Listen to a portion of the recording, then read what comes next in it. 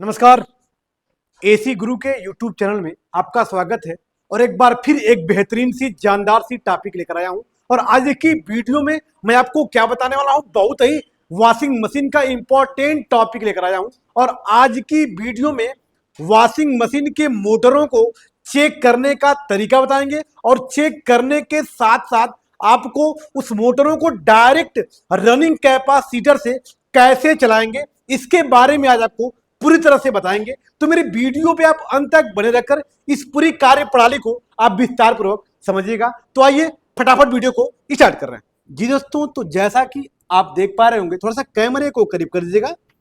जैसा कि आप देख पा रहे होंगे, ये हमारे वॉश मोटर से 3 तार निकला हुआ है, जिसमें रनिंग का, स्टार्टिंग का और जो गट्ठी मारा हुआ तार है ये कॉमन का तार है। लेकिन इन तीनों तारों में कैसे पहचानेंगे कि कौन सा हमारा कॉमन का तार है, क्योंकि रनिंग स्टार्टिंग अगर बहुत अच्छे से कंफर्म नहीं हो पाएगा तो कोई समस्या नहीं है, लेकिन कॉमन का कंफर्म होना जरूरी होता है। क्योंकि रनिंग स्टार्टिंग में आप किसी में फेंस देंगे, मतलब किसी में रनिंग को चलाएंगे, किसी में स्टार्टिंग चलाएंगे, वो हमारे लिए कोई मैटर इशू नहीं करता है। क्योंकि इस मोटर को 10 सेकेंड सीधा चलना होता है और 10 सेकेंड उल्टा चलना होता है। तो इसमें रनिंग स्टार्टिंग कंफर्म हो पाए न हो पाए कोई मैटर इशू नहीं करता है, लेकिन कॉमन का पता होना जरूरी होता है। तो आइए इस वीडियो में कैसे पता करेंगे कि इस मोटर का कौन सा कॉमन वाला पॉइंट है और कौन सा रनिंग स्टार्टिंग वाला पॉइंट है। अब इधर आप देख पा रहे होंगे 3 तार यहां भी निकला हुआ है दोस्तों। जो ये 3 तार है जिसमें गट्ठी मारे हैं, ये तार कॉमन का है, बाकी ये दोनों तार रनिंग स्टार्टिंग के तार है। क्योंकि आपको पता है कि सेमी ऑटोमेटिक मशीन में 2 मोटर लगे होते हैं, जिसमें एक स्पिन मोटर लगा होता है और दूसरा वॉश मोटर लगा होता है। तो आइए एक मल्टीमीटर की सहायता से इस मोटरों को चेक करके आपको पहले कंफर्म करेंगे कि इसमें कौन सा हमारा तार कॉमन का है, रनिंग का है और कौन स्टार्टिंग का तार है। फिर इसको कैपेसिटर लगाकर चलाकर आपको डायरेक्ट अपने वॉशिंग मशीन के वॉश मोटर को चलाने का तरीका आपको बताएंगे। तो आइए मेरी वीडियो पे आप अंत तक बने रहिएगा, मैं प्रक्रिया को स्टार्ट कर रहा हूं। तो सबसे पहले हम ये पता करेंगे, तीनों तारों को बारी बारी से हमको चेक करना है। कैमरे को डिस्प्ले पे कर दीजिएगा।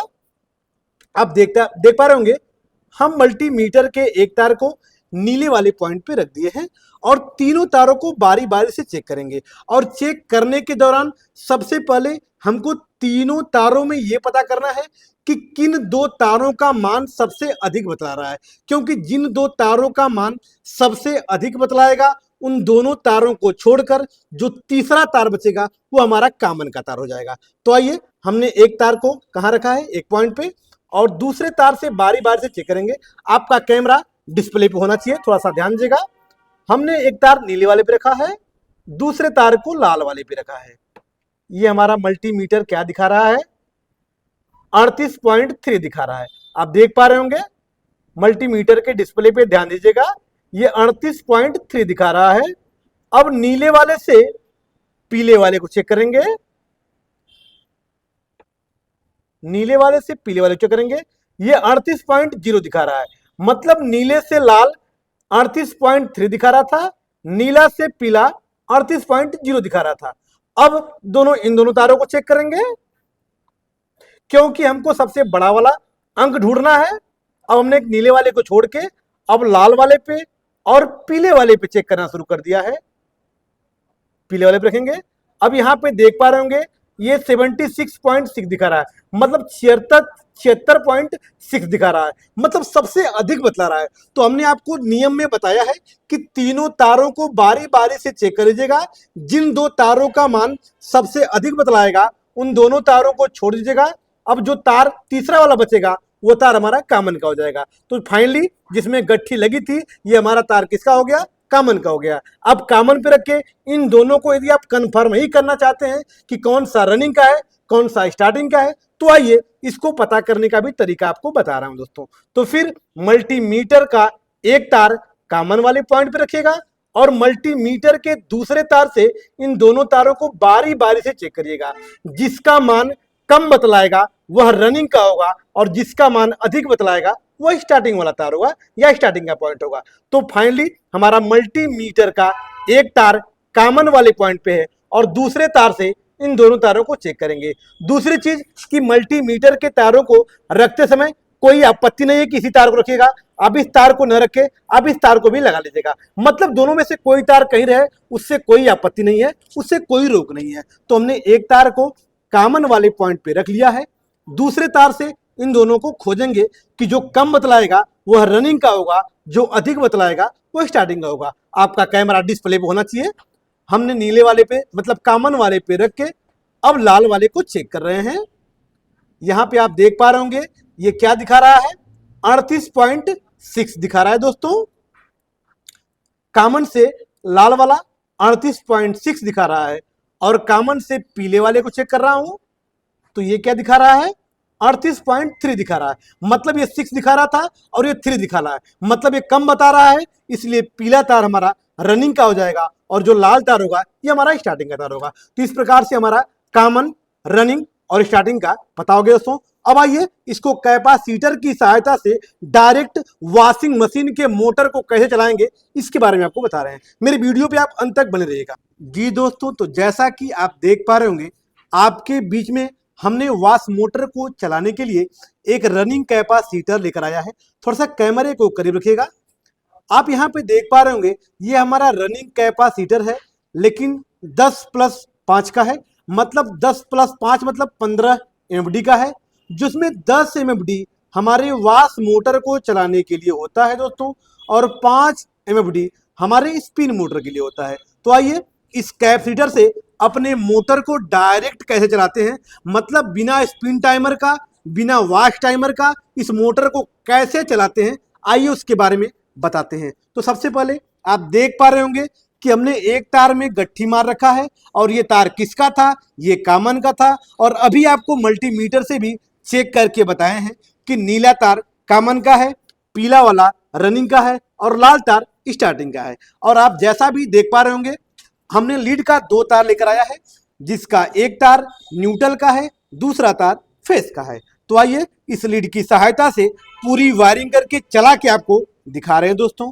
तो लीड के एक तार को मतलब न्यूट्रल के तार को हमने कहाँ जोड़ा है, वॉश मोटर को डायरेक्ट कॉमन जोड़ दिया और कॉमन जोड़ने के बाद यहाँ पे सुव्यवस्थित टेपेड कर देंगे ताकि दुर्घटना जैसी घटनाएं न हो सके और आप सुरक्षित रहेंगे, क्योंकि मोटर को चलाना है इसलिए यहाँ पे इसको हम टेपेड कर दे रहा हूं दोस्तों। न्यूट्रल के तार को हमने कहाँ जोड़ा है, डायरेक्ट अपने वॉश मोटर के कॉमन वाले पॉइंट से जोड़ दिया है। अब आप देख पा रहे होंगे हमने क्या किया, अब हमारे कैपेसिटर का 2 तार है, जिसमें ये वाला तार बड़ा वाला पॉइंट था और ये वाला तार छोटा वाला पॉइंट है। तो जो बड़ा वाला होता है ये हमारे वॉश मोटर को चलाता है, जो छोटा वाला होता है ये हमारे स्पिन मोटर को चलाता है। तो अब आइए, अब मोटर के बचे हुए दोनों तारों को कैपेसिटर के दोनों पॉइंटों से जोड़ देना है आपको। कोई किसी में रहेगा, इसमें कोई समस्या नहीं है। अगर पीले वाला तार अगर यहां चला जाएगा, ये वाला तार यहां हो जाएगा, कोई समस्या नहीं है, आप जोड़ सकते हैं। तो फाइनली आप देख पा रहे होंगे वॉश मोटर के दोनों तारों को हमने कैपेसिटर के दोनों पॉइंटों से जोड़ रखा है और इससे किसी एक पॉइंट पे रखेंगे, हम फेस दे देंगे यहाँ पे। अगर मोटर उल्टा चल रहा है तो यहां से जोड़ा के यहाँ पे कर देंगे, क्योंकि वॉश मोटर 10 सेकेंड सीधा वो 10 सेकेंड उल्टा चलता ही है, ये आपको भी पता है दोस्तों।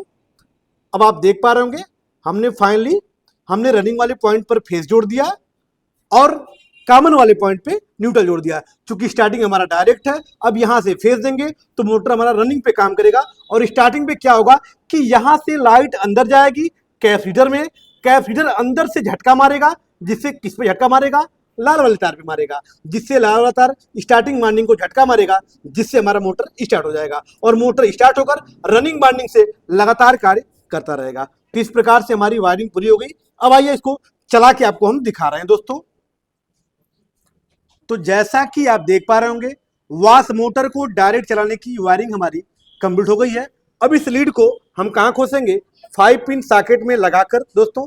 अब यहां से बटन को ऑन करेंगे, जिससे हमारा मोटर कार्य करना शुरू कर देगा।